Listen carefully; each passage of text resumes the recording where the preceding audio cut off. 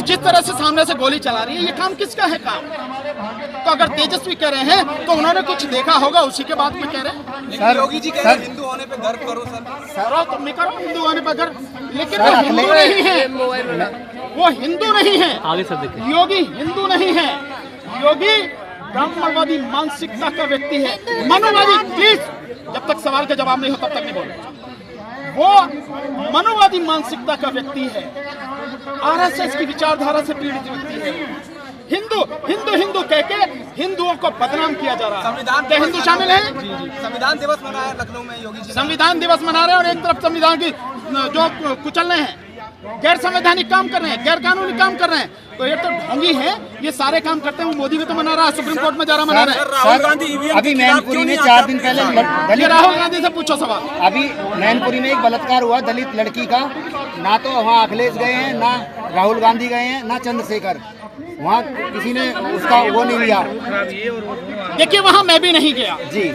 आप एक चीज को समझिए कि सब्जी के जाना सभी का संभव नहीं होता, इस बात को मानिए। पहले मेरी बात सुनिए यार, आप यार बीच में मत बोलो, ठीक है बीच में मत बोलो। मैं बार बार आपको कह रहा हूँ, हर जगह जाना सबका संभव नहीं होता। हाँ, ये मैं मानता हूँ कि आवाज जरूर उठानी चाहिए, लेकिन आप इस तरह की घटनाओं में जाओगे तब भी क्या ये घटनाएं रुक रही हैं? हमें व्यवस्था वो करनी चाहिए ताकि ये सारी जो घटनाएं हो रही हैं, जो सब कुछ हो रहा है, ये स्थायी रूप से रुके। हमें उसमें काम करना चाहिए। सभी विपक्षी पार्टियां, क्योंकि मैं सरकार से कोई उम्मीद नहीं करता कि वो ऐसे काम करेगी, लेकिन विपक्षी पार्टियों की जिम्मेदारी है कि वो ऐसा काम करें, ऐसी रणनीति बनाएं, एक आंदोलन चलाएं ताकि ये घटनाएं हो ही नहीं। लेकिन सर संभल घटना योगी जी कह रहे हैं कि सुरक्षा मॉडल यूपी से सीखना चाहिए अन्य राज्य। हाँ, सुरक्षा मॉडल यूपी से सीखो और जिसको चाहो एनकाउंटर कर दो। और सबसे ज्यादा कस्टोडियल डेथ जो हो रही है वो यूपी में हो रही है, तो ये सुरक्षा मॉडल सीखो और पुलिस की कस्टडी में ही उनको जो है, जो आरोपी हैं, उनको आप मरवा दो। किस किस के नाम बताऊं? अगर पत्थर बरसाए जाएंगे तो पुलिस फूल थोड़ी बरसाएगी। तुम ये बताओ कि पत्थर किसने बरसाए? पहले गोली चली, एक मिनट, पहले गोली चली या पत्थर बरसे? ये बताओ पहले आप। जब मैं आपको पुलिस का ये कहना है, पुलिस का कहना, मेरा कहना ये है कि पुलिस ने पहले गोली चलाई और वो सोची समझी रणनीति के तहत था, और उसके बाद में आरोप लगा दिया कि इन्होंने पत्थर मारे हैं। अरे तुम मुझे गोली से मार रहे हो और मुझे गुस्सा आके मैं कुछ भी नहीं कर सकता। कह रहे जब सर्वे हो रहा था तो आप कौन संत है क्या? वो संत है वो क्या जो कह रहे थे? और जब 19 तारीख को सर्वे होगा तो 24 को किस बात के लिए पहुंच गए? वो किस आधार पर पहुंच गए वो? सर, संभल घटना को लेकर के कल ही चंद्रशेखर आजाद उर्फ रावण वहाँ जाने वाले थे, संभल जाने वाले थे और पीड़ितों के बीच अपनी दुख सुख बांटने वाले थे। उन्हें परमिशन नहीं मिली, रोक दिया गया रास्ते में। समाजवादी पार्टी ने भी परमिशन मांगी थी, लेकिन उसे भी मना कर दिया गया। मैं समझता हूँ कि परमिशन मांगने की क्या जरूरत है वहाँ जाने के लिए? ये क्या मतलब है? पुलिस रोक रही है, देश में पुलिस रोक रही है तो आप जाओ ना, परमिशन लेने की क्या जरूरत है? जो लोग इस सारी हिंसा के लिए जिम्मेदार हैं, जो सोची समझी राजनीति के तहत ये सब कुछ करा रहे हैं, आप मानते हो कि आपको परमिशन देंगे वो लोग? बहुत अजीब सी बात है। आपको परमिशन नहीं लेनी, आपको कहना भी नहीं पुलिस से, आप जाओ, पुलिस आपको रोक लेती है, कोई बात नहीं।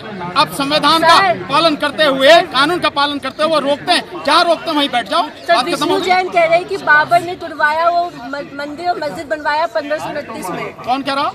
विष्णु जैन। वो जीत के देखा बाबर ने तोड़ा, उस बेईमानी को देखा। बाबर कहने से क्या होता? कहने से तो मैं ये भी कह सकता हूँ कि यहाँ जितने मंदिर बने हुए हैं वो बौद्ध स्मारकों को तोड़कर बनाए गए हैं। उनको सबके नीचे देख लो, अयोध्या के नीचे देख लो, बौद्ध स्मारक मिलेंगे। और एएसआई की रिपोर्ट तो अयोध्या के ऊपर बड़ी जबरदस्त रिपोर्ट है, वो सारे बौद्ध स्मारक ही है जिनकी बात कर रहे हो। कहने से क्या होता है? बात दूसरी है, बात सबूत की। पर बात मैं ये कह रहा हूँ कि आप चलेंगे देश के संविधान से, आप चलेंगे देश के कानून से। 1991 में कानून बना कि सभी धार्मिक स्थलों की भारत में जो स्थिति है, जो 1947 से पहले थी वही रहेगी, उसमें कोई छेड़छाड़ नहीं होगी और भविष्य में भी कोई छेड़छाड़ नहीं होगी। ऑर्डर क्यों दिया जा रहा है सर्वेक्षण के लिए? इसलिए तो मैं कह रहा हूँ गैर कानूनी। मैंने इसीलिए तो कहा है कि जो आदेश दिया गया है उसकी नींव रख गया चंद्रचूड़, भारत के मुख्य न्यायाधीश जो अभी रिटायर हुआ, और वो बता के गया कि हम सारे मिले हुए हैं। मोदी पूछा ना उसके यहाँ पे जो गणेश पूजा पे, तो वो बता के गया कि हम सब मिले हुए हैं। यार समझो इस बात को, आरएसएस वाले, अदालत वाले, सरकार वाले सब मिले हुए हैं। सर, असदुद्दीन ओवैसी ने कहा है इस बात को गलत बात को कहने लगे तो अगर इसका विरोध जबरदस्त तरीके से नहीं हुआ तो ये आगे बढ़ेगा या बढ़ाने की कोशिश करेंगे, क्योंकि जैसे जैसे अब ये चुनाव हुए, चुनाव में जिस तरह से उनकी पूरी तरह से वो जीत के आए हैं बेईमानी से, उस बेईमानी को ढकने के लिए, उसे छुपाने के लिए, उस मुद्दे से ध्यान भटकाने के लिए सब कुछ किया गया है जो हल्ला मच रहा है।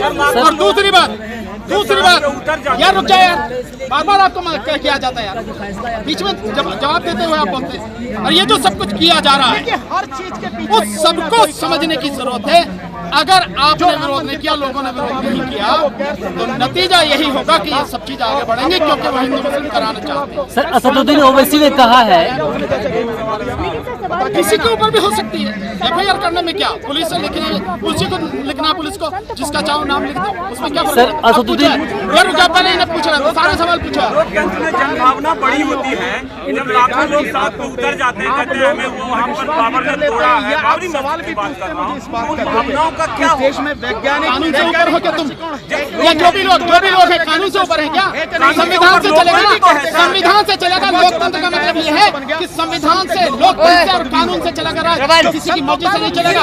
1000, 10,000, लाख लोग इकट्ठे होंगे, जिस बात को गलत बात को संविधान से मानी जाएगी। सर, असदुद्दीन ओवैसी ने कहा है, देता है सर, कौन सा लोकतंत्र बदलता है? किसी भी लोकतंत्र में संविधान लोकतंत्र संविधान को नहीं बदलता। जो तानाशाह सरकारें हैं वो संविधान को बदलते, लोकतंत्र। सर, असदुद्दीन ओवैसी ने कहा है, सुनिए, असदुद्दीन ओवैसी ने कहा है कि ये सारे मामला जो हो रहे हैं पिछले कई महीनों से हो रहे हैं, इसलिए कि राम मंदिर का जो फैसला आया था सुप्रीम कोर्ट के द्वारा कॉम्प्रोमाइज किया गया था, इसलिए इतना कुछ हो रहा है। देखिए, हर चीज के पीछे कोई ना कोई कारण जरूर होता।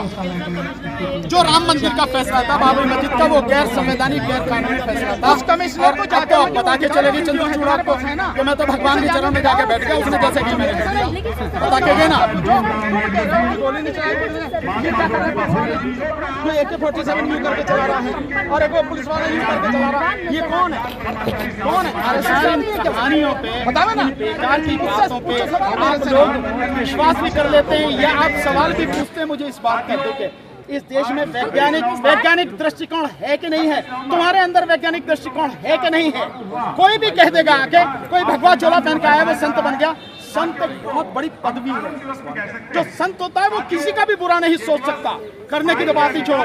और ये जितने भी भगवा पहने हुए घूम रहे हैं, ये मंदिर मस्जिद की लड़ाई करवाते फिर रहे हैं। इस मामले में क्या मुसलमानों को बदनाम करने के लिए मुसलमानों को मारने की कोशिश और मुसलमानों पर हमला करके हिंदू मुस्लिम की राजनीति करने की कोशिश है, क्योंकि 2027 में उत्तर प्रदेश में चुनाव होने वाले हैं और बीजेपी चुनाव की तैयारी शुरू कर चुकी है।